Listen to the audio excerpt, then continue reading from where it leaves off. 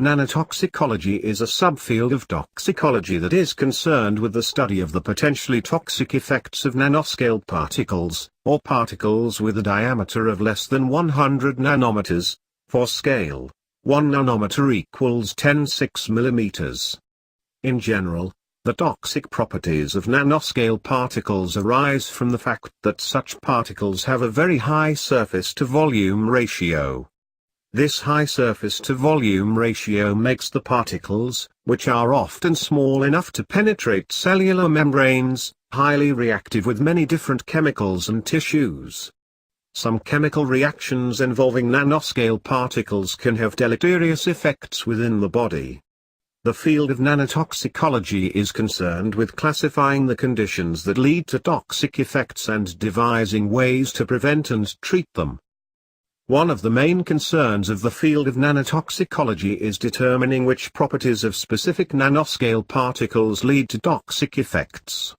Size is one of the major factors that affects toxicity, as smaller particles are able to penetrate tissues and cells and are, therefore, able to affect areas that larger particles cannot. The shape and reactivity of a given particle is also highly important to nanotoxicology, as these factors determine, to some extent, the effect that nanoscale particles have on surrounding tissue.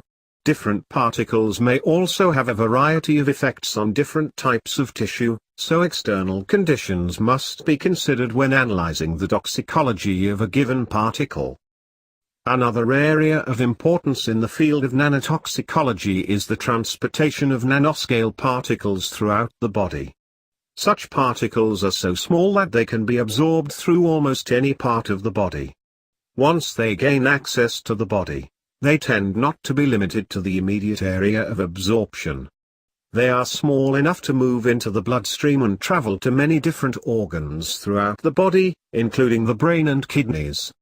Elucidating the manner in which a given nanoscale particle can enter and travel through the body is a vital goal of the field of nanotoxicology. Several different processes involving nanoscale particles can lead to potentially toxic effects.